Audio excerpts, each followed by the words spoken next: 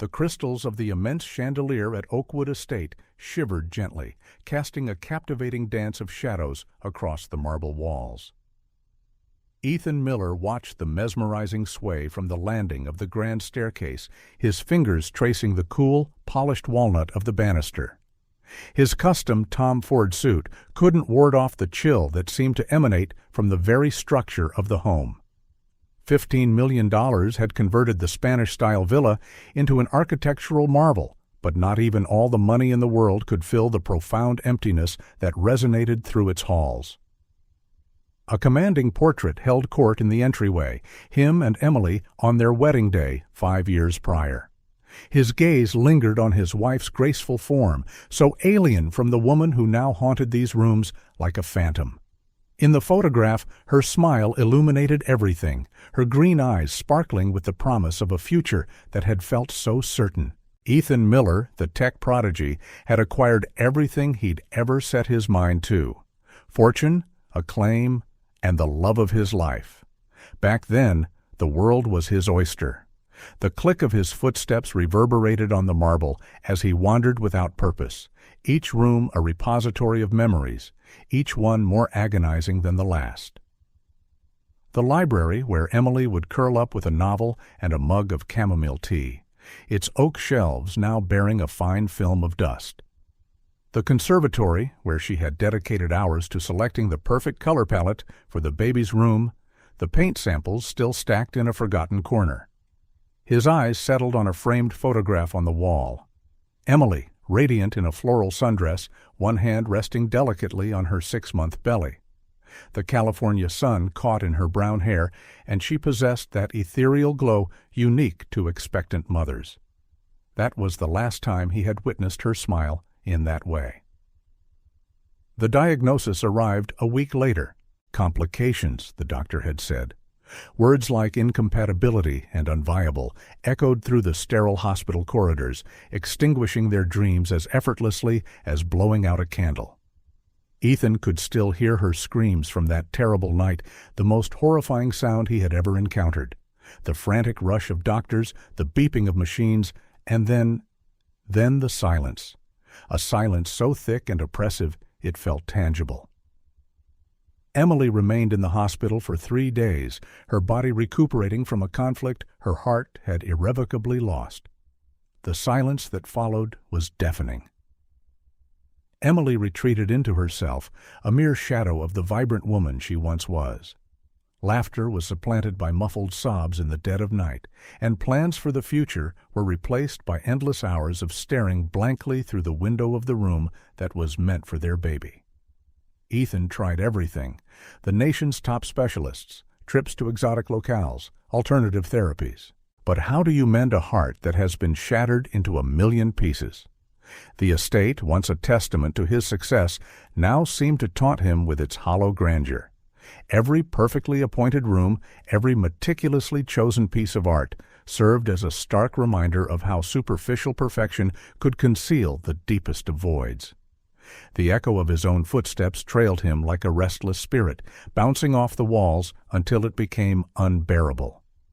He paused before one of the massive French windows. A cold fog was beginning to roll in from the bay, a gray shroud against the dark New Year's Eve sky. Ethan checked his Patek Philippe. 4 hours until midnight. Emily had been sequestered in her room for 2 days, refusing all contact. The staff had been dismissed for the holidays, leaving him alone with his thoughts and the suffocating weight of silence. Across the water, the city lights of San Francisco twinkled, promises of life and celebration that felt as if they belonged to another dimension, a world where families gathered around festive tables, where laughter filled the air, where the future wasn't a word that brought pain. That's when something inside him snapped. He couldn't continue this way, caught in the downward spiral of sorrow and isolation that was threatening to consume them both. Without a second thought, he snatched his Loro Piana cashmere coat from the closet and the keys to his lucid air. His steps, now swift and purposeful, shattered the monotonous silence as he descended the main staircase. The damp, icy night air hit him like a physical blow when he opened the front door, but for the first time in months, he felt truly alive. The fog was thickening, transforming the world into a moody, monochromatic painting. The car's silent electric motor hummed to life as he sped down the winding road that snaked through the estate's grounds. Where was he going? He had no idea, but anywhere was better than that mansion, haunted by memories and shattered dreams. As the estate's lights vanished in the rearview mirror, Ethan couldn't imagine that this impulsive decision, made on the last day of the year, was about to change his life forever. The fog lay thick and silent over Golden Gate Park, turning San Francisco into an ethereal, mysterious city. Ethan drove aimlessly for nearly an hour before parking near the park, drawn by the surreal peace that emanated from the place on New Year's Eve. The dashboard clock read 10:45 p.m., and the streets were mostly empty, save for a few couples hurrying to get out of the damp cold. He pushed his hands deep into his coat pockets and began to walk across the damp grass, his Italian shoes sinking slightly with each step. The frigid air burned his lungs, a welcome sensation after months of breathing the stifling atmosphere of the estate. The cypress trees, cloaked in a veil of mist, stood like ancient sentinels guarding secrets he could never comprehend. And that was when he saw them. At first he thought it was a trick of the fog. Two small figures huddled together on a park bench, covered only by a thin, worn blanket. He approached cautiously, his heart quickening with each step. They were two girls, no older than 5 or 6. The older one held the younger protectively, both shivering from the cold even in their sleep. "My God," he whispered, his breath forming small clouds in the freezing air. As if she'd heard his voice, the older girl opened her eyes. They were a deep, frightened blue, but there was something else in them, a strength that shouldn't exist in someone so young. She clutched her sister more tightly. "It's all right," Ethan said gently, keeping his distance. "You shouldn't be out here in the cold. Where are your parents?" The younger girl woke up at that moment, rubbing her eyes with tiny red hands. Her hair was honey-colored, like her sister's, but her eyes were a sweet, sleepy brown. "Mom and Dad went to heaven," the older girl answered, her voice small but firm. "I'm Grace, and this is my sister Daisy." Ethan felt something tighten in his chest. "How long ago?" 3 days, Grace replied, her gaze never leaving his. The car slid on the snow. Daisy began to cry silently, and Grace held her even tighter. "I promised Mom I'd take care of her," she continued. "The lady at the shelter wanted to separate us, so we ran away." The wind picked up, bringing another wave of damp mist. Ethan looked around. The park was utterly deserted now. He couldn't just leave them here. But what could he do? Call the police? Social services? On New Year's Eve, they'd likely be placed in a temporary shelter, separated just as they feared. "You must be hungry," he said at last, surprising even himself. "I live nearby. How about some hot chocolate and something to eat?" Daisy lifted her head, her eyes shining with childlike hope, but Grace remained wary. "We're not supposed to go with strangers." Ethan took a step back, respecting her fear. "My name is Jack Hamilton. I'm someone who can't leave 2 little girls freezing on a night like this. But I understand if you don't trust me." He took off his cashmere coat and offered it to them, still keeping his distance. "At least take this. It's too cold." Grace hesitated for a moment before accepting the coat, covering herself and her sister. The luxurious fabric engulfed them completely, and for the first time, Ethan noticed how small and fragile they were. "Do you really have hot chocolate?" Daisy asked timidly, her voice sweet as bells. "Daisy!" Grace scolded her, but her own eyes betrayed her hunger and exhaustion. Ethan crouched down in the damp grass, getting on their level. "I've got hot chocolate, as cookies, and a warm room where you can sleep tonight. Tomorrow we can decide what to do. Together. I promise, no one will separate you." The words left his mouth before he could think about the implications. A part of him screamed that he was insane, bringing 2 unknown children home. What would Emily think? What would the authorities say if they found out? But another part, the part he thought had died along with his own child, knew there was no other choice. Grace studied his face for a long moment, her blue eyes probing far beyond the surface. Finally, she nodded slightly. "Just for tonight," she said with a seriousness that broke Ethan's heart. "And we'll leave if anything feels weird." "Deal," Ethan replied, trying to ignore the lump in his throat. Daisy was already on her feet, holding her sister's hand with one hand and clutching the coat with the other. Ethan led them to the car, acutely aware of Grace's suspicious glances and Daisy's hesitant steps. As he helped them into the back seat of the Lucid Air, he noticed they carried only a small purple backpack, probably containing everything they owned in the world. As he drove back to the estate, he watched them in the rearview mirror. Daisy had fallen asleep almost instantly, her head resting on her sister's shoulder. Grace remained alert, her blue eyes meeting his in the mirror occasionally, as if ensuring he had no ulterior motives. What was he doing? How would he explain this to Emily? How could he help these children without getting too involved, without reopening old wounds? Questions swirled in his mind like the fog outside, but one certainty solidified in his heart. He couldn't abandon them. Not tonight. Not like this. As the gates of Oakwood Estate swung open before him, Ethan realized his life was about to change dramatically. For better or for worse, only time would tell. But at that moment, guiding two little orphans into his home on the last night of the year, he felt something he hadn't experienced in a long time. Hope. The gates of Oakwood Estate closed silently behind the Lucid Air as the fog swirled in the car's headlights. Ethan watched in the rearview mirror as the girl's sleepy eyes widened at the sight of the imposing building through the windshield. Daisy pressed her face against the car window, her breath creating small clouds of condensation. "Do you live in a castle?" she whispered, nudging her sister. Grace kept her cautious expression, but Ethan noticed the glimmer of awe in her blue eyes when the estate's illuminated facade came into full view. The Spanish arches, the sprawling terraces, the mist-shrouded gardens all looked straight out of a fairy tale. "Shall we go inside?" Ethan suggested quietly, opening the car door. "It's even colder out here." Daisy practically leaped out of the car, still wrapped in the cashmere coat that now dragged on the damp ground. Grace followed more cautiously, clutching the small purple backpack to her chest. Ethan led them up the main staircase, their steps echoing on the marble.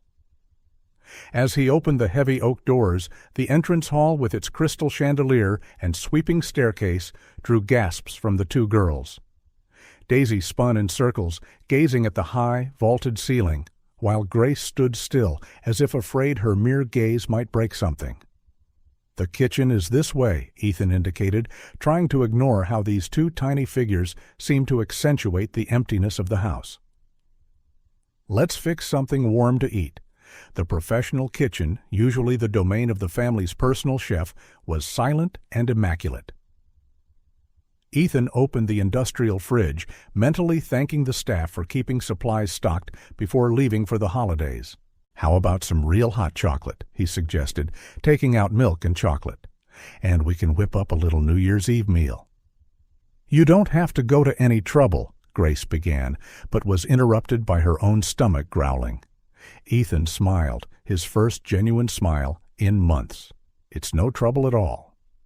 Actually, he hesitated a moment, it'll be nice to have company tonight. While preparing the hot chocolate, Ethan realized he still remembered the recipe his own mother used to make. Whole milk, quality semi-sweet chocolate, a dash of vanilla, and a hint of cinnamon. The sweet aroma soon filled the kitchen, bringing a bit of warmth to the sterile surroundings. Daisy sat on one of the high stools at the center island, her little feet swinging in the air, watching Ethan's every move with fascination. Grace stood beside her like a small sentinel. "Do you like sandwiches?" Ethan asked, opening cupboards. "We've got turkey, cheese, lettuce." "Anything is fine," Grace replied diplomatically, though her eyes followed his movements intently. Ethan decided to go all out. He assembled fancy sandwiches with smoked turkey, Swiss cheese, crisp lettuce, and fresh tomatoes.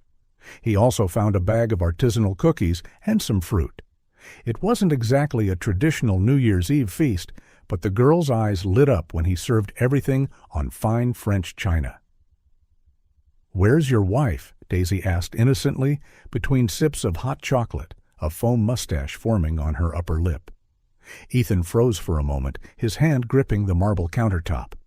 "Sarah?" "She's sick," he finally replied. "She spends a lot of time resting."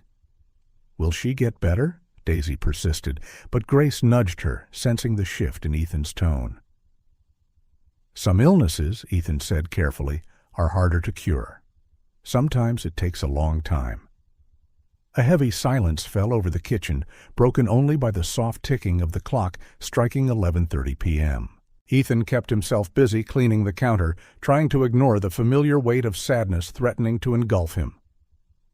"Mom used to say that sometimes people get sick in here." Daisy touched her chest, right over her heart, with a wisdom far beyond her age. "And it takes longer to heal than a normal wound." Ethan felt his throat tighten.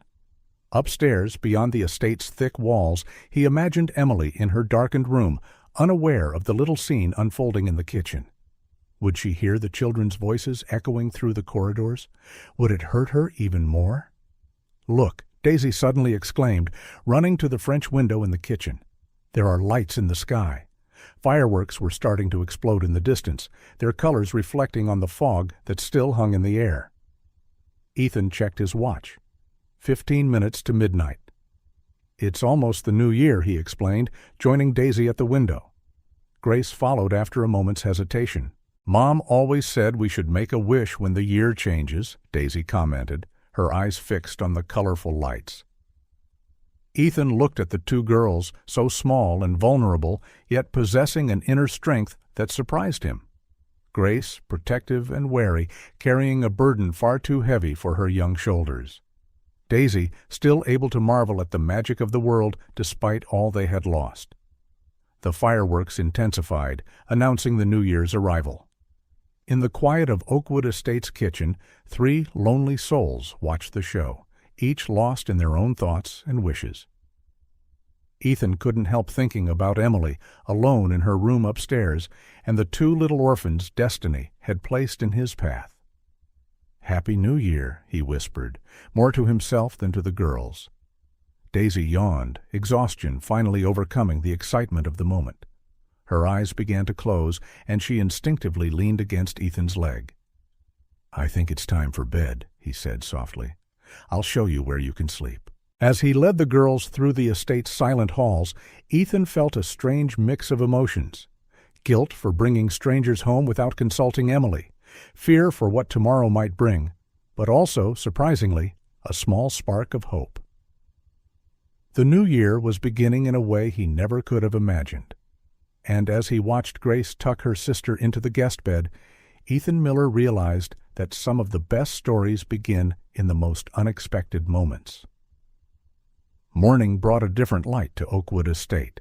January's sun, weak but persistent, pierced the fog, sending beams of light through the stained glass windows and creating a kaleidoscope of colors in the silent corridors. Ethan woke up on the sofa in his office, where he had dozed off after settling the girls in the guest room. Gentle sounds of footsteps and whispers reached him before he was fully awake. Quiet giggles, like delicate bells, echoed through the halls, sounds that had been absent for so long he thought he might still be dreaming. "Rose, you can't touch everything," Grace's worried voice drifted to him. "But it's so pretty," Daisy responded in a not-so-quiet whisper. Ethan rose silently and followed the sounds. He found them in the main hall, where Daisy was spinning in circles, admiring the crystal chandelier, while Grace tried, without much success, to curb her sister's enthusiasm. The morning light turned the girl's honey-colored hair into liquid gold. "Good morning," he said softly, so as not to startle them. Grace immediately tensed, but Daisy ran toward him. "Jack, your castle is magical. There are so many colors in the windows." He couldn't help smiling. "They're stained glass. They were made by artists in Venice." He stopped, realizing the explanation meant little to a 4-year-old. "Would you like to explore a bit more? I can show you some interesting parts of the house." Daisy's eyes shone at the suggestion, and even Grace seemed to relax a bit.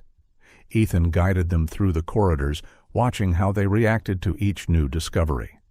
Daisy was especially enchanted by the library, her wide eyes scanning the floor-to-ceiling shelves. "So many books," she exclaimed, running her fingers over the old spines. "Are they all yours?" Grace asked, her curiosity finally overcoming her caution.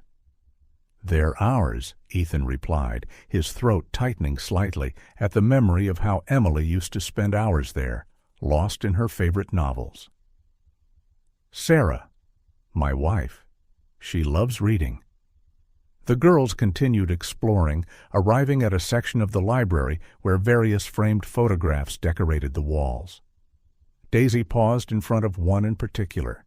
Ethan and Emily, on their honeymoon, in Bora Bora, both tanned and smiling, the turquoise ocean behind them.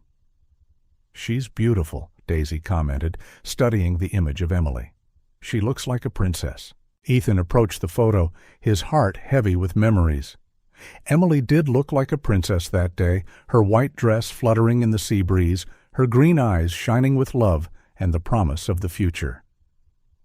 How had they drifted so far from that perfect moment? "Why is she sad now?" Daisy asked, with the disarming frankness of a child. Ethan felt Grace grab her sister's hand, as if trying to silence her, but the question was already out there. His gaze shifted to another photo, a more recent one. Emily, pregnant, glowing, one hand protectively on her belly. It had been taken just 2 weeks before the tragedy.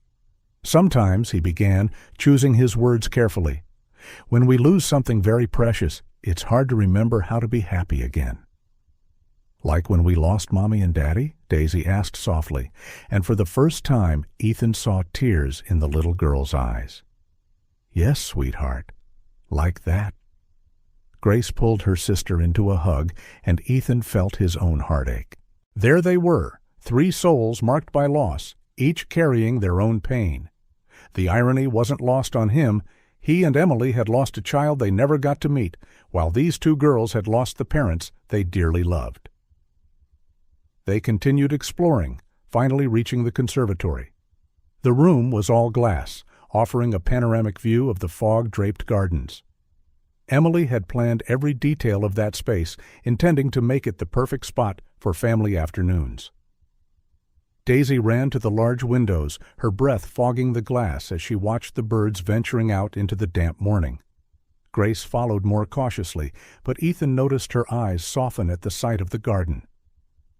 "Mom had a garden," she commented quietly. "Smaller than this, but she loved taking care of the flowers." "Sarah did too," Ethan replied, sitting on one of the armchairs. "She spent months planning which flowers to plant here in the spring." "Is she still going to plant them?" Daisy asked, turning to him. The question caught him off guard. It had been so long since Emily had shown interest in anything, let alone the garden she had once loved planting. "I don't know," he answered honestly. "But maybe? Someday." The sun began to set, painting the sky in shades of pink and gold. Ethan watched the 2 girls whispering by the window, their silhouettes framed by the twilight. Something in his chest, something dormant for a long time, began to stir. Daisy had found a sketch pad and some pencils on a nearby table, and now she was drawing intently, her tongue poking out of the corner of her mouth with concentration. Grace sat beside her, occasionally murmuring suggestions or praise. Ethan watched them, lost in thoughts of the child he never knew. Would it have been a boy or a girl? Would they have Emily's green eyes, his own smile? The pain of that loss had never really lessened. It had just become quieter, deeper. But now, watching these 2 little orphans' destiny had sent his way, Ethan felt something different. It wasn't a replacement. Nothing could replace the child they had lost. It felt more like a possibility, a whisper of hope in the silence. The sky darkened completely, and the first fireworks began to explode in the distance. Daisy ran to the window, pulling Grace with her, their faces illuminated by the colorful lights. "Look, Jack, they're shooting stars," Daisy exclaimed. "They're fireworks," Grace corrected gently. People set them off to celebrate the new year. Ethan joined them at the window, watching the display of light and color unfold against the night sky. The fireworks' reflections danced in the girl's eyes, and for a moment he allowed himself to imagine a different future. A future where the mansion's silence would be replaced by children's laughter, where Emily might find her way back to the light, where the pain of the past would no longer define who they were. "Can we make a wish?" Daisy asked, her voice full of hope. "Of course you can," Ethan replied, feeling a genuine smile curve his lips.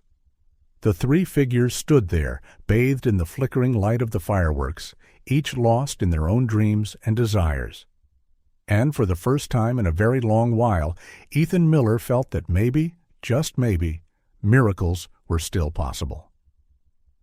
Ethan woke with a start, his neck stiff from the night spent on the office sofa. The light streaming through the windows was no longer the gentle glow of morning, but the intense brightness of midday. His Rolex read 12:45 p.m., and a troubling silence hung over the mansion. "Lily? Rose?" he called, his voice hoarse with sleep. No answer. He got up quickly, ignoring the protest in his muscles. The blanket he didn't remember grabbing, probably Grace's doing, fell at his feet. His Italian shoes, still dirty with last night's grime, were neatly lined up by the door. His first stop was the guest room, where he had left the girls. The bed was made, though awkwardly, clearly a child's attempt at tidiness. The little purple backpack was gone. "No, no, no," he murmured, a knot forming in his throat. He ran to the kitchen, hoping to find them having breakfast, but only the immaculate silent order greeted him. There was no sign of the hot chocolate or sandwiches from the night before, as though it had all been a dream. Panic began to set in his chest. Had they run away? But why? He had been careful not to scare them, to make them feel safe. Or had someone found them? The police? Social services? His mind whirled with increasingly grim possibilities. "Rose," he called louder, his voice echoing through the empty halls. "Lily." He took the stairs 2 at a time, checking every room on the second floor. The music room, untouched. The library, silent as a crypt. The conservatory, empty except for the rays of sun dancing through the glass. His heart pounded wildly as he flung open door after door. How could he have been so irresponsible? 2 children, alone, vulnerable, and he had simply fallen asleep without even locking the mansion's doors. If something had happened to them... Then he heard it, a sound so unexpected that at first he thought he was imagining it. Laughter, not Daisy's bright giggle or Grace's guarded chuckle, but a soft musical laugh he hadn't heard in months. Emily's. It was coming from her room.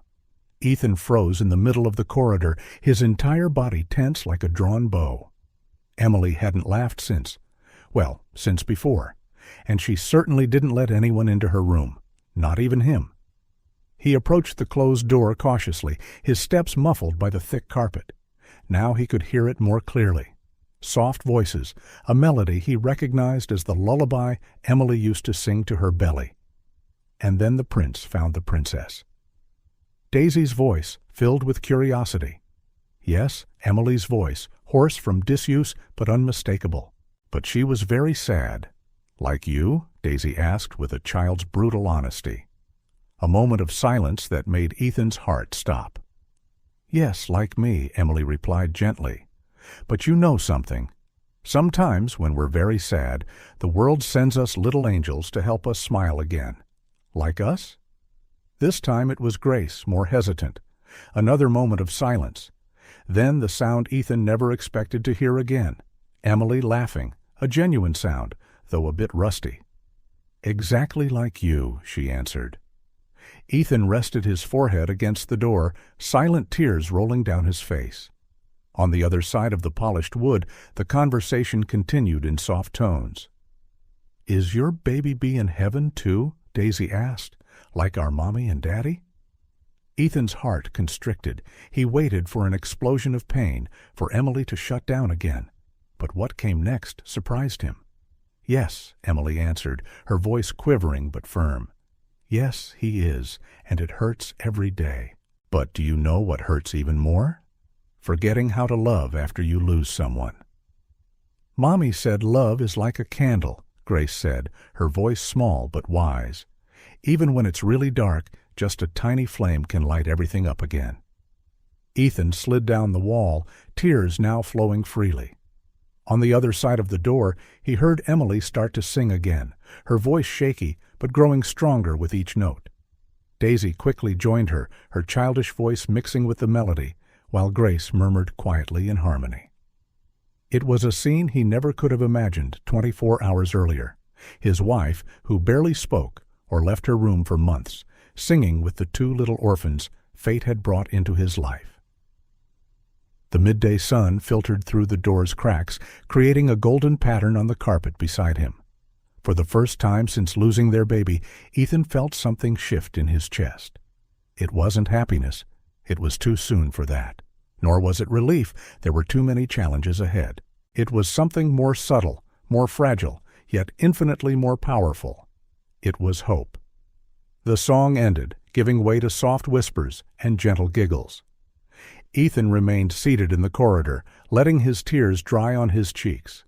He didn't know what the future held for them, what legal battles they might face to keep the girls, how they would deal with the traumas each carried, whether Emily was truly emerging from her depression or if this was just a moment of clarity.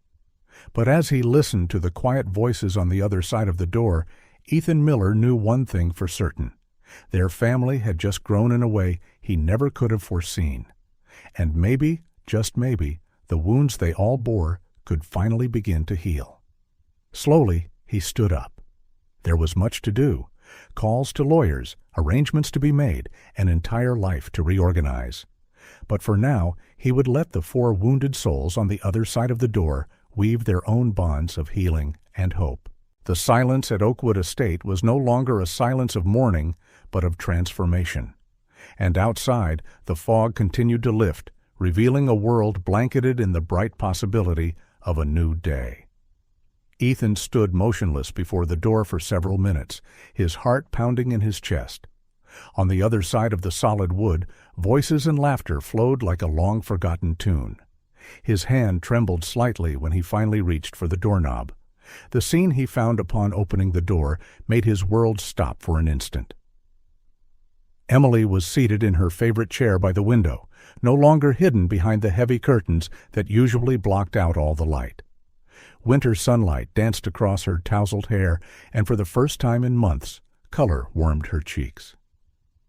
Daisy was on her lap, animatedly gesturing as she told some story, and Grace was sitting on the floor at her feet, a fairy tale book open on her lap.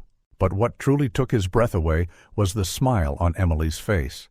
Not the polite, empty smile of recent months, but something real, something alive.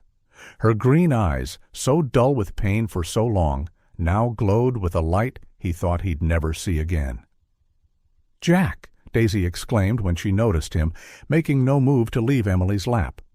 "We're making the sad lady better." Emily caught his gaze, and for a moment Ethan saw a flicker of her old fear, the fear of feeling, of allowing herself to live again. But then Daisy began messing with her hair in a clumsy attempt at a braid, and that fear gave way to something softer, more hopeful. "They found me," Emily explained, her voice hoarse but steady. "Or rather, they barged into my room on a very important mission." Grace blushed slightly but held her chin high. "Rose said we needed to help because you lost someone you loved a lot. Like us?" "It was Lily's idea," Daisy cut in, still concentrating on her messy braid. "She said that when Mom was sad, we'd have a special tea party." Ethan watched as Emily carefully untangled the knots Daisy had made, her hands moving with a tenderness he hadn't seen in so long. On the small table next to the chair, a tray with 3 half-filled teacups and some half-eaten cookies told the story of their invasion. "They knocked on the door at 7 this morning," Emily continued, a slight blush coloring her cheeks. "Rose announced they were smile fairies on a very important mission." "I brought the cookies," Daisy declared proudly, from the kitchen. "Lily didn't want to, but I said fairies need magic cookies." "And I brought the tea," Grace added, more timidly. Mom always said hot tea can cure any sadness. I remember how she made it. Ethan felt his legs weaken, and he leaned against the doorframe. Emily noticed and extended her free hand toward him, a gesture so simple, yet so impossible for months. "Come," she called softly. "Apparently we're having a magical tea party." He approached cautiously, as if any sudden movement might shatter the magic of the moment. He perched on the arm of the chair, and Emily didn't shrink away from his closeness, as she had done so many times in recent months. "They told me about their parents," Emily said quietly, while Daisy kept battling her hair. "About the accident, about the shelter, about how you found them." Her tone wasn't accusatory, as he had feared. There was something different in her voice. Understanding, perhaps, or maybe the first seed of healing. "And they made me realize something," she continued, her hands shaking slightly as she held the teacup. "That maybe pain isn't all that's left for us." Mom said that sometimes when people lose someone, Grace spoke up, her voice small but firm, they become little stars in the sky, watching over us. And every time we smile, our star shines brighter. Ethan saw tears form in Emily's eyes, but they were different from the tears of despair of recent months. There was something else in them, a mixture of pain and hope that made his own heart constrict. "And you know what else?" Daisy added, finally satisfied with her hairdressing. "Lily said now we have more stars watching us. Your baby, our mom, and our dad, all together up there." Emily made a sound that was half sob, half laugh, and Ethan instinctively wrapped his arm around her shoulders. For the first time in months, she leaned into him, rather than pulling away. "You're so wise," she whispered, kissing the top of Daisy's head and reaching out to hold Grace's hand. Little smile fairies. Ethan marveled at the transformation. It wasn't a magic cure. He could see the shadows still dancing in Emily's eyes, the fragility in her movements. The pain of loss was still there, and maybe always would be. But for the first time since the tragedy, there was also something else. "Jack," Emily said softly, squeezing his hand. "These girls, they can't go to a shelter." His heart raced. "Sarah, are you sure? It's a huge decision, and you're going through so much." "That's exactly why," she interrupted, a strength in her voice he hadn't heard in months. "These little fairies reminded me there's still light in the world, that it's still possible to smile even when it seems impossible. We can't abandon them." Daisy, who had slid to the floor to show something in the book to Grace, looked up at the sound of this. "We can stay? Really?" Grace's hesitation was visible, but there was hope in her blue eyes when she asked, You really want us?" Emily slid from her chair to kneel on the floor with the girls, pulling them into a hug. "More than you can imagine," she whispered. Ethan joined them on the floor, his heart overflowing with an emotion he could barely name. Here they were, his wife, who only yesterday was lost in the shadows of her grief, and two little orphans who had brought the light back to her eyes. The midday sun flooded the room, making the moment feel almost magical. It wouldn't be easy. There were legal issues to navigate, traumas to heal, trust to rebuild. But as he watched Emily laugh at something Daisy whispered, Ethan knew the real miracle wasn't just the return of his wife's smile. It was how destiny had intertwined four broken hearts, creating something new and precious out of the fragments. It was how two little orphans, carrying their own sorrow, had found the exact path to reach Emily's wounded soul. And maybe, Ethan thought, as he watched his newly formed family, that was the greatest miracle of all. How love could blossom in the most unexpected places, turning the darkest night into light. Night fell over Oakwood Estate, bringing a hush different from the one that had inhabited its corridors for so long. In Ethan's office, the fire crackled softly in the fireplace, while he and Emily sat face to face, untouched teacups between them. Upstairs, Daisy and Grace slept soundly in the guest room, exhausted after a day filled with emotions and play. "We need to talk this through," Ethan began, his voice low so as not to disturb the quiet of the house, "about what we're going to do." Emily nodded, her fingers running along the rim of her cup. Shadows still lingered under her eyes, but something in her posture had changed, a new determination Ethan hadn't seen in months. "They must have family somewhere," she said finally. "There might be uncles, grandparents, people looking for them." "And if there aren't?" Ethan asked softly. "If there were, why did the girls run away from the shelter?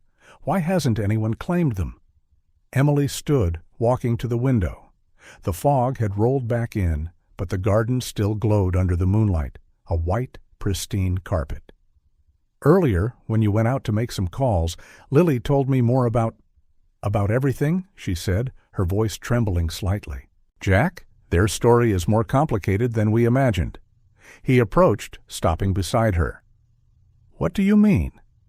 "Their parents were architects," Emily continued. "They worked together, traveled a lot. The father's family disowned him when he got married, something about different social classes. The mother was an orphan, raised in the system. She had no family." Ethan's heart tightened. "So when the accident happened, there was no one," Emily finished. "The shelter tried to contact the paternal grandparents, but they refused to take the girls in. Lily overheard the social worker saying they didn't want the burden of bastards." Anger rose in Ethan's throat like bile. "My God." "There's more." Emily turned to face him, tears shining in her eyes. "At the shelter, they wanted to separate the two.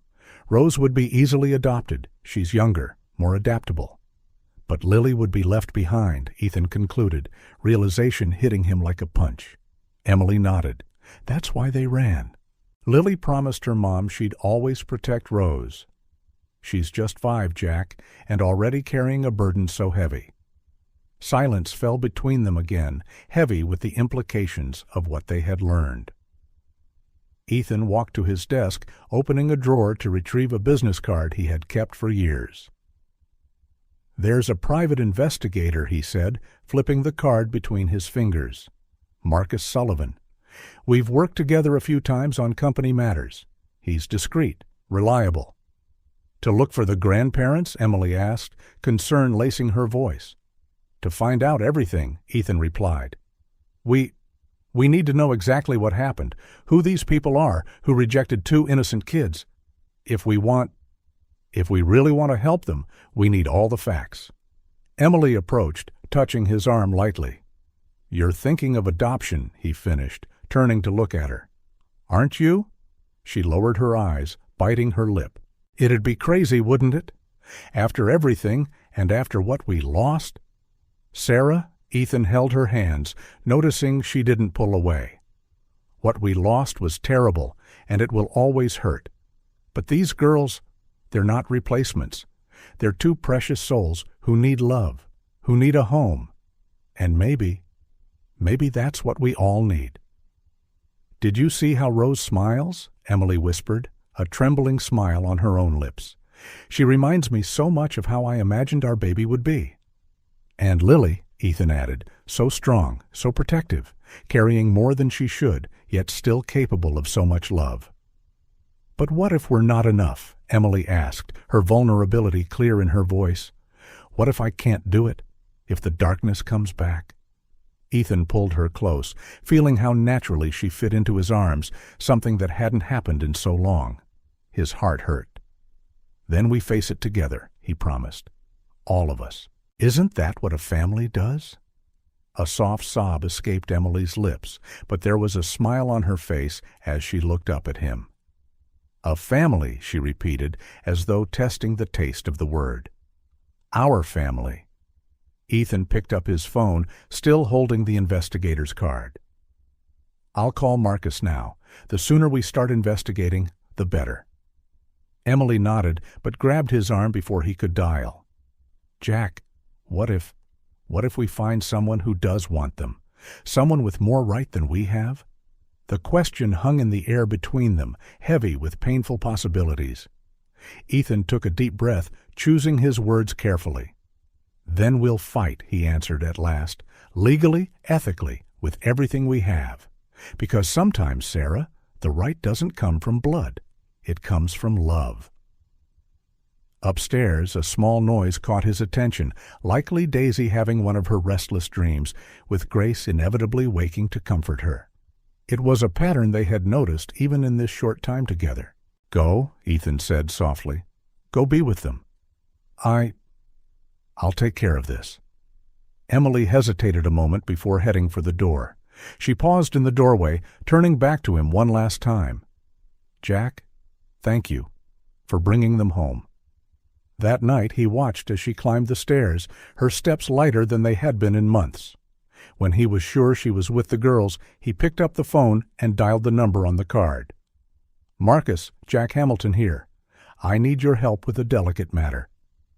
As he explained the situation to the investigator, Ethan stared at the fog outside his office window. Somewhere out there were people who had rejected two wonderful children out of prejudice and pride, people who might try to claim them if they discovered the Millers were interested. After all, money had the power to change many minds. But as he listened to Marcus's instructions, Ethan knew he would do anything to protect his newly formed family. Because sometimes, he thought, the biggest dilemmas of the heart have the simplest answers. You fight for love, no matter the cost. A week went by, and Oakwood Estate breathed new life. The once silent corridors now echoed with childish laughter and hurried footsteps. The sound of music once again filled the piano room, where Emily patiently taught Daisy basic notes, while Grace watched curiously from the sofa. Ethan observed these transformations with a mixture of wonder and apprehension. Each morning brought a new surprise, Emily making pancakes in the kitchen, her hands remembering long-forgotten movements, the girls discovering hidden corners of the estate, the conservatory coming back to life, no longer just a place of memories. "Higher, Jack!" Daisy shouted, balancing on his shoulders as he carried her down the corridor. "I want to touch the chandelier." "No way, little one," he laughed, gripping her ankles securely. "Your sister already scolded me about safety today." Grace, following close behind with a book under her arm, rolled her eyes but smiled. "Someone has to be responsible in this house." "I heard that," Emily called from the library, where she was sorting through a stack of children's books that had arrived that morning. Her hair was tied back in a casual ponytail, and she was wearing jeans for the first time in months. Ethan set Daisy down, watching as she ran off to join Emily. His wife immediately pulled the little girl into a hug, something that now seemed as natural as breathing. It was hard to believe that only a week before, Emily could barely leave her bed. "Look at this," Grace said quietly at his side, surprising him. She held out a drawing. A large house with 4 figures in front, all holding hands under a smiling sun. "It's beautiful," Ethan replied, his heart tightening at the details. Emily's green dress, his own blue tie, the girl's hair ribbons. Grace blushed slightly. "Rose wanted to draw our family, to put on the fridge, but only if you want to." Ethan knelt to her level, taking her tiny hands in his. "Lily, nothing would make us happier." The moment was interrupted by the doorbell, a sound so unexpected that everyone froze. No one besides the investigator knew about the girls, and Mike always called first. "Social Services," a female voice announced through the intercom. "I need to speak to Mr. and Mrs. Hamilton." Panic was immediate. Emily pulled Daisy close, while Grace ran to them. Ethan felt his heart race but kept his voice calm. "Girls, remember our emergency plan?" Grace nodded, already pulling Daisy by the hand. "Safe room? Lock the door. Only open it for you or Sarah using the code word." "Exactly." Ethan kissed their foreheads quickly. "Everything will be fine, I promise." Emily hurried the girls up the back stairs while Ethan straightened his tie and walked to the door. A middle-aged woman in a gray blazer stood there, holding a folder. "Mr. Hamilton, I'm Amanda Chen with New York Social Services. We received an anonymous tip about possible unauthorized sheltering of minors." Ethan kept his face neutral, silently thanking his years of corporate negotiation. "Please come in. My wife will join us shortly." He led Susan to the living room, where Emily appeared minutes later, composed but with slightly trembling hands. "I'll get straight to the point," Susan began, opening her folder. "We have information about 2 girls, Lily and Rose Matthews. We know they ran away from a shelter on New Year's Eve, and there's evidence suggesting they're here." "And if they are?" Emily asked, surprisingly steady.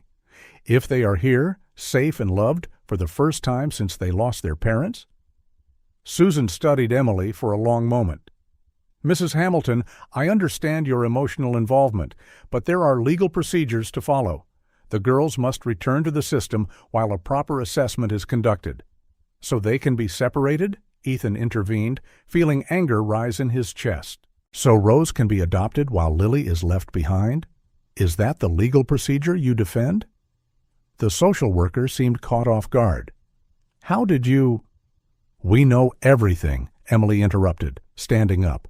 "About the grandparents who rejected them, about the plan to separate them. And let me tell you something, Ms. Chen, those girls aren't going anywhere.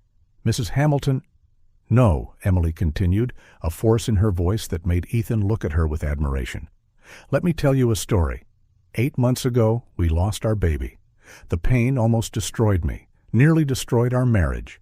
Then, by some miracle, 2 little angels came into our lives. They don't replace our child, nothing could, but they brought light back into our home." Susan slowly closed her folder, her eyes softening. "I understand your feelings. What—" "But we have resources," Ethan broke in. "Financial, emotional, everything they need. We've already started the legal adoption process with our attorneys. These girls have a real home here, with people who love them and want them to stay together." A muffled sound from upstairs made them all look up. Susan frowned. "I need to see them," she finally said. "Assess the conditions, ask a few questions." Emily and Ethan exchanged looks. After a tense moment, Emily nodded. "On one condition," she said, "you don't take them today. Give us time to do this right. Legally, they've lost too much already to be ripped away from another home." Susan regarded the couple for a long moment before nodding slowly. "I can agree to that, provided I see they're well cared for and happy."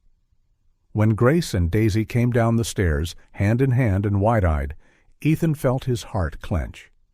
To his surprise, Grace was the one who stepped forward, her chin lifted in determination. "We're not going back to the shelter," she declared, her voice small but firm.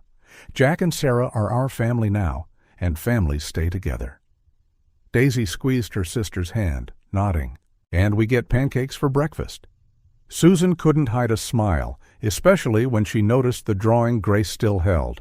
A family of 4 standing under a bright, smiling sun. 2 hours later, after a thorough inspection and long conversations, the social worker left with a promise she would give the Millers 2 weeks to straighten everything out legally. It was more than they had hoped for, but less than they wanted. That night, as the 4 of them cuddled together on the library sofa to read bedtime stories, Ethan looked upon his unlikely family. Emily, leaning against his shoulder, absent-mindedly played with Daisy's hair as the little one dozed off in her lap. Grace, still awake, followed the words in the book with her finger, her expression peaceful. Adversity, Ethan thought, sometimes brings the most unexpected gifts. And as the fog rolled in gently outside, he made a silent promise. No one would tear his family apart. Some flowers, after all, need to endure the harshest winter to bloom in all their beauty.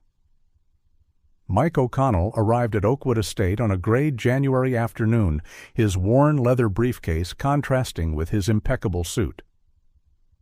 Ethan received him in the office, where Emily was already waiting, her hands smoothing her skirt repeatedly in a nervous habit. "I found something," Mike said without preamble, declining a polite offer of coffee. "Something that complicates things quite a bit." Ethan felt his stomach churn. Emily instinctively moved closer to him, offering and seeking support at the same time. "The girls have an aunt," Mike went on, opening his briefcase. "Emily Matthews, their father's sister." "But Lily said they had no family," Emily protested, her voice trembling, "that the grandparents had rejected them." Mike nodded, spreading a few photographs on the desk. They did reject them. But Emily was in Syria when it all happened, working with Doctors Without Borders. No communication in a conflict zone. She only found out about the accident 2 weeks ago when she finally managed to return to the States. Ethan picked up one of the photos. A young woman, perhaps in her early 30s, with the same piercing blue eyes as Grace. She wore a doctor's coat and smiled at the camera, surrounded by Syrian children. She's been desperately searching for them, Mike continued. She's been to the shelter, the police, hired private investigators. She's moving heaven and earth to find her nieces. Emily sank into the nearest chair, her face pale. She seems like a good person. She is, Mike confirmed, passing more documents to Ethan. A well-regarded pediatrician, a background in humanitarian work. Financially stable. From what I discovered, she and her brother were very close before he got married. The parents disowned him when he married someone beneath his class. But Emily kept in touch. Why didn't we know about her? Ethan asked, his voice rough. Why did the girls never mention her? Because they probably don't remember her, Mike explained gently. Emily left on her mission 2 years ago. Rose was very young, and Lily, well, 2 years is a lifetime to a 5-year-old. A noise in the hallway made them all freeze. Ethan opened the door quickly, catching a glimpse of honey-colored hair disappearing around the corner. Lily, he called, heart sinking. No answer, just the sound of hurried steps rushing upstairs. Jack, Emily touched his arm, tears in her eyes. She heard. She must be terrified. He finished, running a hand over his face. Marcus, give us a moment. They found the girls in the guest room, which had long since stopped being just a guest room. Colorful drawings decorated the walls. Toys scattered on the floor told tales of joyful afternoons. Grace was sitting on the bed, hugging Daisy tightly, silent tears streaming down her face. We don't want to go, she said the moment she saw them, her voice small but determined. Daisy, confused but sensing her sister's tension, clung harder. We're happy here. Emily knelt in front of them, tears running freely down her own cheeks. Oh, my little ones, no one's going to force you to do anything. But there's an aunt, Grace insisted. I heard, and she wants us. Ethan joined them on the bed, his heart breaking at the fear in the girl's eyes. Lily, do you remember Aunt Emily? The girl frowned thoughtfully. I think so. She used to bring candies and tell stories about faraway places. But it was so long ago. She's a doctor, Ethan explained gently. She was helping children in another country when it happened. That's why she couldn't come sooner. But now she's back, Daisy said, her voice trembling, and she's going to take us away. Emily swallowed a sob, pulling both girls into her lap. No one will take you anywhere you don't want to go. Ethan looked at his family, because that's what they were now, no matter what any papers said, and felt his heart torn in 2 directions. The rational part of him knew Jessica had legal rights, that she would likely be deemed the most appropriate guardian by the authorities. But the emotional part? Jack, Mike's voice called from the doorway. Can I speak with you a moment? Out in the corridor, the investigator looked uncomfortable. There's more. Emily is coming to New York. She found out about you. I'm not sure how, but she did. She'll be here tomorrow. Ethan closed his eyes, feeling the weight of the world on his shoulders. Inside the room, he could hear Emily softly humming to the girls, her voice trembling but resolute in bringing comfort. What do we do now? He asked, more to himself than to Mike. Whatever it is, the investigator replied, placing a hand on his shoulder. Do it for the girls' sake. Sometimes love means making the hardest decisions. That night, after the girls finally fell asleep, Grace and Daisy in the same bed, clinging to each other just like the night he found them, Ethan and Emily sat in the conservatory, watching the fog fall. She seems like a good person, Emily whispered, her hands trembling around her cup of tea. Someone who really cares about them. "She's family," Ethan replied, the word tasting bitter on his tongue. "We're family too," Emily said with sudden fervor. "Maybe not by blood, but here." She touched her heart. Ethan pulled her close, feeling her tears dampen his shirt. "What are we going to do, Sarah?" "Whatever's best for them," she answered after a long moment, "even if it breaks our hearts." Upstairs, Grace lay awake, clutching her sleeping sister, her blue eyes so much like the aunt she barely remembered, fixed on the ceiling. In her young chest, an old fear grew, the fear of losing another family, of having her heart broken once more. Outside, the fog continued to fall, covering the world in its white mantle, indifferent to the dilemmas unfolding within Oakwood Estate. Morning came too soon to Oakwood Estate, bringing with it a sky heavy and gray, reflecting the mood of its inhabitants. Ethan found Emily in the kitchen before dawn, her hands trembling slightly as she prepared hot chocolate, the special recipe the girls loved so much. "You couldn't sleep either?" he asked softly, helping her with the cups. Emily shook her head, adding a marshmallow to each drink. "How do we tell them, Jack? How do we explain that there's someone out there, someone of their own blood, who might—" Her voice faltered, and Ethan wrapped his arms around her, feeling her tremble. "Honestly," he replied after a moment, "that's all we can give them now." The sound of cautious footsteps on the stairs alerted them, footsteps they knew all too well. Grace appeared first, as always, her blue eyes instantly sensing the tension in the room. Daisy followed close behind, still sleepy, dragging her stuffed bunny on the floor. "We made special hot chocolate," Emily announced, her voice forcedly cheerful. "Come, we need to talk." The girls settled on the high stools at the kitchen island, their expressions a mixture of curiosity and apprehension. Ethan noticed how Grace instinctively positioned herself closer to Daisy, a protective gesture that twisted his heart. "Remember when we talked about your Aunt Emily yesterday?" Ethan began gently. "There's more you need to know about her." Daisy clutched her bunny tighter. "Is she going to take us away?" "No one will take you anywhere you don't want to go," Emily quickly assured them, though her voice trembled. "But she really wants to meet you. She's been looking for you since she got back from her trip." "Why wasn't she here?" Grace asked, her voice small but firm. "When Mom and Daddy—" "When it happened?" Ethan exchanged a glance with Emily before continuing. "She's a doctor, remember? She was somewhere very far away, helping children who needed her. There were no phones or internet where she was. When she finally got back and found out about the accident, she was devastated," Emily finished softly, "and started looking for you right away." Daisy looked up from her cup, chocolate smudging her upper lip. "Is she nice?" "From what we know, yes," Ethan answered honestly. "She helps sick children, travels the world doing good, and she loved your dad very much." Grace remained silent for a long moment, studying her hot chocolate as though it contained all the answers in the universe. "Is she coming here?" "Yes," Emily replied, sitting beside the girls.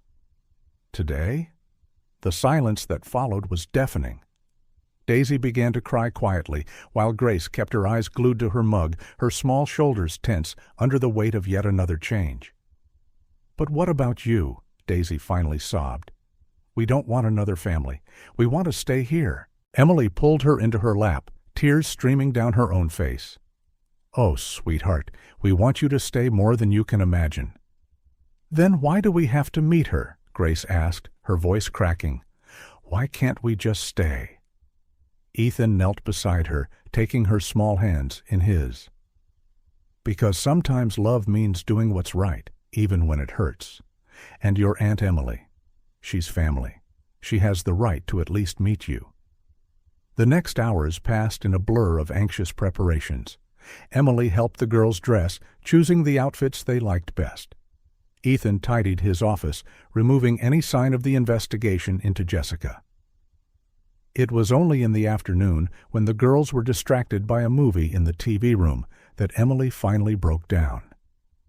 "I can't lose them," she whispered in Ethan's office, her hands clutching her chest as though trying to hold her heart together. "I can't go through that again." Ethan held her tightly, feeling his own tears threaten to fall. "Sarah, they saved me, Jack," she continued, her voice raw. "When I thought I would never be able to love again, to smile, they brought light back into my life. And if one day, when all this is over—" "What?" he asked gently, pulling back to look into her eyes. "What if we tried to adopt?" she finished in a near whisper. "Not to replace anyone, neither our baby nor Lily and Rose, but to give a home to a child who needs it, like they did." Ethan felt his heart swell with love for this woman who, on the brink of losing something so precious, was already thinking of how to turn her pain into something good. "I'd be honored," he replied, kissing her forehead, "to build a family with you, in whatever way possible." The doorbell rang, making them jump.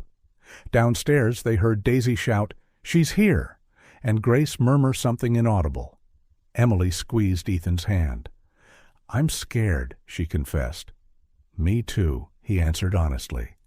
"But we'll face it together, like a family." As they descended the stairs to greet Jessica, Ethan couldn't help but think how ironic life was. Just 2 weeks ago, he'd been driving aimlessly through the fog, his heart as empty as his home. Now his heart overflowed with love for 3 wonderful people, even though that love might bring unimaginable pain. The doorbell rang again, and Ethan took a deep breath. It was time to face another painful truth. Sometimes loving means being willing to let go. The woman waiting at the door of Oakwood Estate looked nothing like the confident doctor in Mike's photographs. Jessica Johnson wore a worn coat, her blonde hair hastily tied in a messy bun, and dark circles under her eyes marred her youthful face. But her gaze, the same blue eyes Grace had, shone with a mixture of hope and fear. "Mr. and Mrs. Hamilton," she greeted, her voice trembling. "I thank you for seeing me." Ethan noticed coffee stains on her sleeve, the way she gripped the strap of her battered bag. Emily must have noticed too, for her face softened immediately. "Please, come in," Emily said kindly. "The girls are—" "Aunt Emily?" Grace's small, hesitant voice came from the stairs. She stood halfway down with Daisy partly hidden behind her, both clinging to the banister as though it could protect them from yet another upheaval. Jessica brought a hand to her mouth, a sob escaping her lips. "Oh, my God, you've grown so much." She took a step toward the stairs, but then stopped, clearly aware she didn't want to startle the girls. It was Daisy who broke the impasse, bounding down the steps.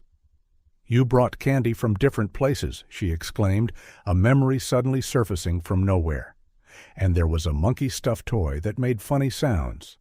Jessica laughed through her tears. "Mr. Bananas. You remember him?" "Kind of," Daisy answered, now just a few steps away. "He was brown and wore a red hat." Lily finished softly, descending more slowly. "And you told stories about kids in other countries?" Jessica nodded, unable to speak for a moment. Ethan felt Emily squeeze his hand, both of them bearing witness to memories awakening. Can I hug you?" Jessica asked timidly. Daisy looked at Grace, who then looked at Emily as if seeking permission. Emily gave a gentle nod, though Ethan could feel her trembling. The hug was awkward at first, 3 bodies trying to remember how they once fit together. But then Daisy buried her face in Jessica's neck, the way she did with Emily, and something in the doctor seemed to crumble. She clutched her nieces tightly, sobs shaking her shoulders. "I missed you both so much," she whispered. "When I found out, when I finally got home and learned, forgive me for not being here. Forgive me." Ethan guided everyone to the living room, where Jessica slowly regained her composure. Daisy sat next to her on the sofa, curious and open as always, while Grace chose a nearby armchair beside Emily, her eyes watchful. "You've been so well cared for," Jessica commented, glancing around the luxurious room. "Much better than I could—" She stopped, biting her lip. Ethan noticed how her hands twisted in her lap, a nervous gesture reminiscent of Emily's darkest days. "Emily," he began gently, "why don't you tell us about your situation?" She took a deep breath, clearly mustering courage. I spent all my savings looking for them. I sold my apartment, my car. When I got back from Syria, I found out the hospital I worked at had closed. I have interviews lined up, but—" "Where are you staying?" Emily asked softly. "A hostel for now," Jessica answered, blushing. "But as soon as I get a job—" "You're going to live in a hostel?" Daisy asked innocently, making Jessica pale. "No, sweetheart. I'll find a proper place before—" "They can stay here," Emily interrupted, surprising everyone, including Ethan, "while you get on your feet." Jessica shook her head vehemently. "I can't accept that. You've already done so much." "There are girls, too." Ethan found himself saying the words out before he could think. Maybe this doesn't have to be either or. Can we have two families?" Grace, who had remained quiet, finally spoke. The question hung in the air, laden with possibilities. Jessica looked from her nieces to the Millers, fresh tears in her eyes. "I want so badly to take care of them," she confessed. "It's my duty to my brother, to his memory. But look at you. This wonderful home, stability, so much love. How can I deny them that? What if," Emily began slowly, "an idea forming, we all work together? Emily, you're a doctor. Jack has connections in every major hospital in the city. We can help you settle here, near the mansion. And in the meantime," Ethan continued, catching Emily's train of thought, "the girls stay here, where they're already comfortable. You can come whenever you want, spend time with them." "A blended family," Emily finished softly. Daisy clapped her hands, excited by the idea, like in that princess movie where she has two castles. Even Grace seemed more relaxed, though she still observed everything with keen eyes. "Can Aunt Emily come to our tea parties?" Jessica covered her face with her hands, clearly overwhelmed. When she lowered them, gratitude and humility shone in her expression. "You'd do that?" she asked, voice breaking. "After I showed up threatening to take them away?" "You're their family," Emily replied simply, "which means you're our family now, too." Ethan watched as Daisy took Jessica's hand, pulling her to see their toys, talking about everything they could do together. Grace remained more reserved, but wore a small smile as she observed the scene. That night, after Jessica left with a promise to return the next day, and the girls finally fell asleep, Ethan found Emily in the conservatory. "Are you sure about this?" he asked softly. "Sharing our girls?" Emily looked at the stars through the glass ceiling. "We're not sharing, Jack. We're multiplying. Multiplying love, possibilities, family." He hugged her from behind, both of them watching the fog begin to fall again. "You know what's funny?" she continued after a moment. 2 weeks ago, I could barely leave my bed. Now, I'm making plans to expand our family. The girls taught me the heart has an infinite capacity to love. Why not apply that lesson here, too? Ethan kissed the top of her head, amazed at the strength of this woman he had almost lost to depression. Outside, the fog continued its silent dance, covering the world with new possibilities. The idea came to Ethan during a sleepless night as he watched the fog fall through his office window. The past weeks had been an emotional roller coaster. Discovering Jessica, the delicate negotiations, the constant fear of losing the girls. But maybe, just maybe, there was a way to turn it all into something positive for everyone. "Sarah," he called softly, finding her in the library where she was organizing the children's books the girls had grown to love. "You couldn't sleep either?" she asked, a small smile on her lips.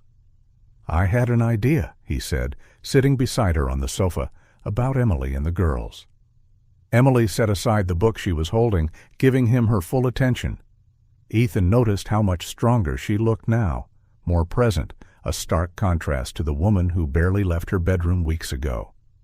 "Emily's an excellent doctor," he began. "Wasting that talent would be a tragedy. What if I invest in opening a pediatric clinic, something she could run, where she can use her skills to help kids here, like she did in Syria?" Emily's eyes widened. "Jack, it would be a legitimate investment," he continued quickly. "Emily would have financial independence, the girls would have stability, and we could remain in their lives." Sarah finished softly. Exactly. And more than that, we could be their official guardians if Emily ever needs support. A constant presence, a second family. Emily stood abruptly, walking to the window. For a moment, Ethan worried he'd said something wrong. But then he saw she was smiling through tears. "You know what's funny?" she said, turning to him. "I was thinking something similar. Not about the clinic, that's brilliant, and so you, but about being their godparents or something official, building legal and emotional ties no one can break." The next morning, they invited Jessica for breakfast at the estate. She arrived early, bringing donuts for the girls, a small splurge that clearly stretched her limited budget. "Emily," Ethan began after the girls had run upstairs to play, "we want to make you a proposal." He laid out his plan, watching Jessica's eyes widen as he spoke. When he finished, she looked stunned. "That's a lot," she managed to say. "I can't accept." "You can, and you should," Emily interjected gently. "Emily, you're a talented doctor who spent years helping children in need. Why not continue that work here, close to the girls?" "But the investment?" "It will be a legitimate business," Ethan reassured. "You'll have full medical authority over the clinic. My lawyers are setting everything up legally and transparently." Jessica fiddled with her coffee cup, clearly wrestling with conflicting emotions. "And you? What's your role with the girls?" "We'd like to be their official godparents," Emily explained, her voice calm but firm, "so we can always be in their lives, providing support, love, a second home." "They already see us as family," Ethan added. "And your family to them too, Emily. We don't have to split their love. We can multiply it." Tears slipped down Jessica's cheeks. "You have no idea what this means. When I got back and discovered the accident, the guilt of not being here, and then finding out they were missing—" "Aunt Emily?" Grace's voice came from the door, drawing everyone's attention. She and Daisy stood there, watching the scene with worried eyes. "Why are you crying?" Daisy asked, running over to hug her aunt. Jessica laughed through her tears, wrapping an arm around her niece. "They're happy tears, sweetheart. Heart, come here, Lily." The older girl approached more cautiously, her blue eyes so much like her aunt's, taking everything in.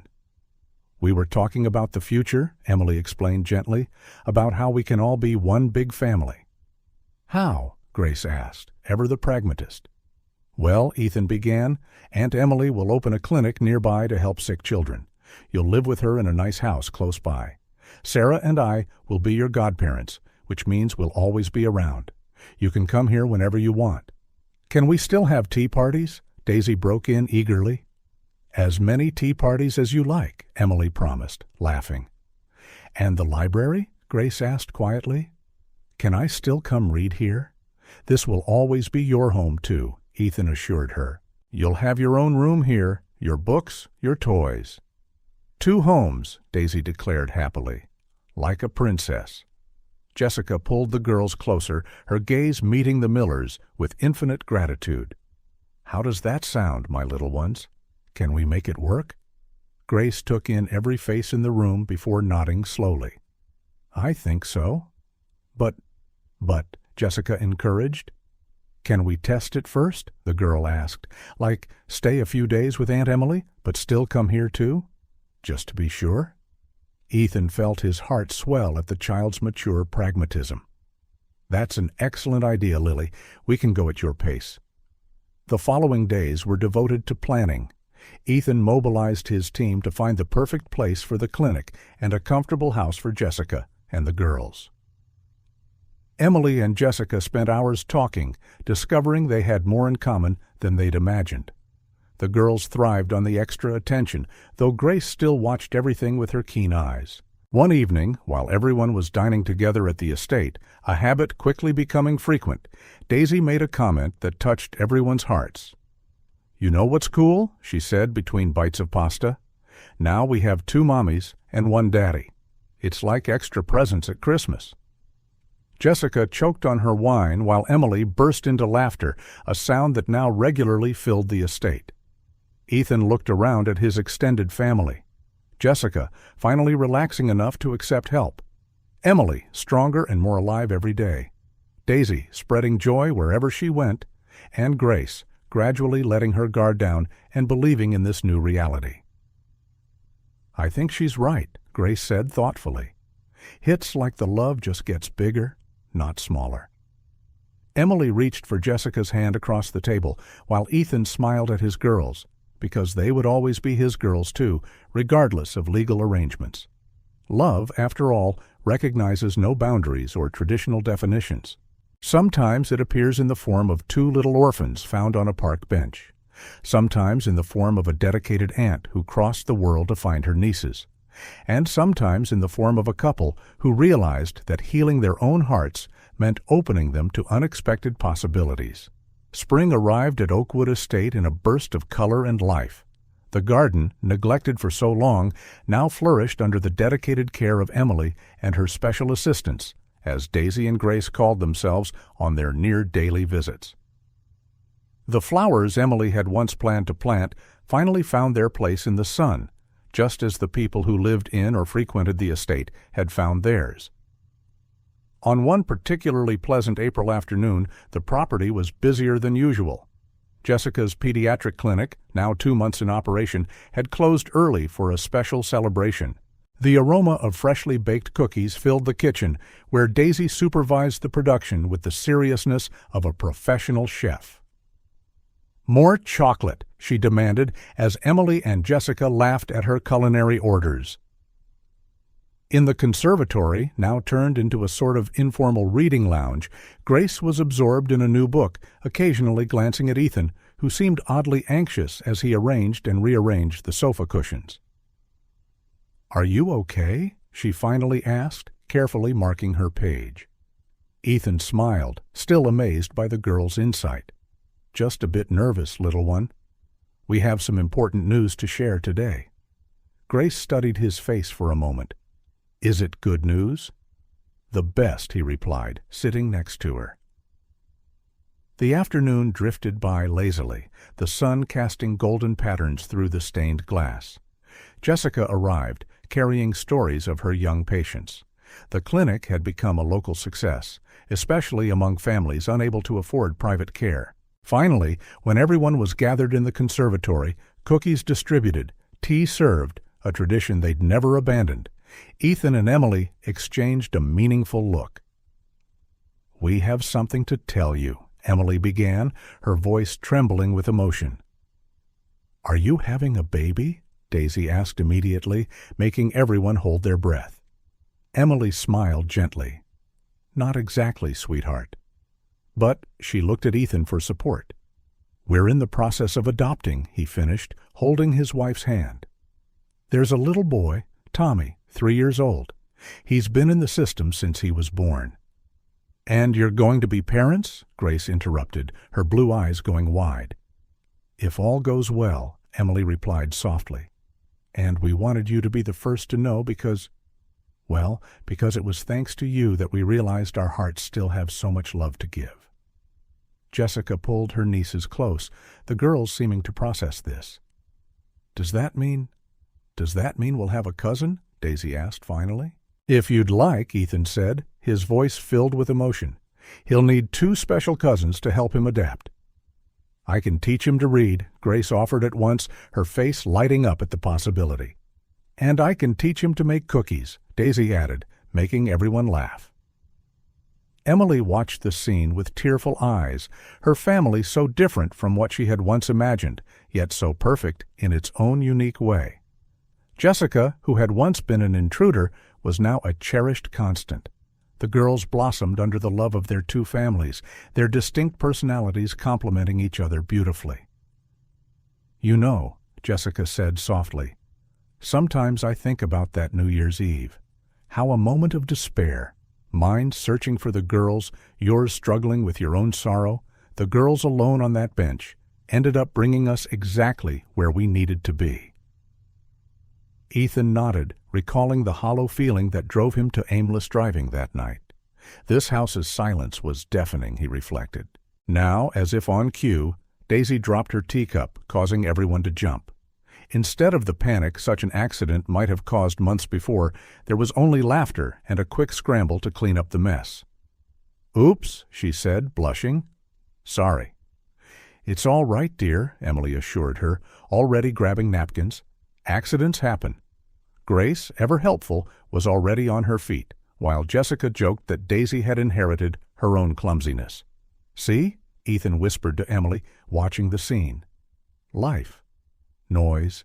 Love. Later, when the sun began to set and Jessica got ready to take the girls home, her home just 10 minutes away, there was the usual ritual of hugs and promises for the next day. "Can we meet Tommy as soon as he arrives?" Grace asked, her concern for the new family member already evident. "You'll be the first," Emily promised, hugging her tightly. Daisy, half asleep after a day of excitement, mumbled something about teaching Tommy how to make chocolate snow, making everyone smile yet again. After Jessica and the girls left, Ethan found Emily in the old baby's room, now being transformed to welcome Billy. The clouds and stars they once painted remained, but new colors were being added, new dreams layered over the old. "Are you ready for this?" he asked softly, hugging her from behind.